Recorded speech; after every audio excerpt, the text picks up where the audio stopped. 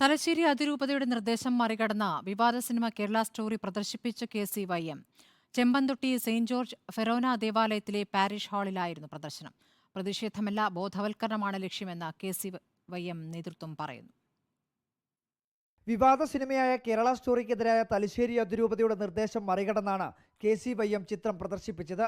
ഇന്നലെ രാത്രി അതിരൂപതയുടെ കീഴിലുള്ള ചെമ്പന്തൊട്ടി സെന്റ് ജോർജ് ഫെറോന ദേവാലയത്തിലെ പാരിഷ് ഹാളിലായിരുന്നു സിനിമയുടെ പ്രദർശനം.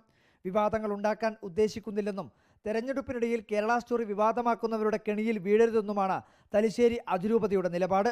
ഇതിന് വിരുദ്ധമായാണ് KCYM ചിത്രം പ്രദർശിപ്പിക്കാൻ തീരുമാനിച്ചത്. ഏതെങ്കിലും മതവിഭാഗത്തോടോ സഭയോടോ പൊതുസമൂഹത്തോടോ ഉള്ള പ്രതിഷേധമല്ല സിനിമാ പ്രദർശനമെന്നും ലക്ഷ്യം പ്രണയച്ചതിയെക്കുറിച്ചുള്ള ബോധവൽക്കരണമാണെന്നും KCYM വിശദീകരിക്കുന്നു. പ്രദർശനം പാടില്ലെന്ന് അതിരൂപതയുടെ ഔദ്യോഗിക നിർദ്ദേശമില്ല എന്നാണ് KCYM വ്യക്തമാക്കുന്നത്. അതിനാൽ സ്വാഭാവികമായും വരും ദിവസങ്ങളിലും പ്രദർശനം തുടരുമെന്ന നിലപാടിലാണ് KCYM. Reporter Arjun Kalliad, in reporter, Kannur.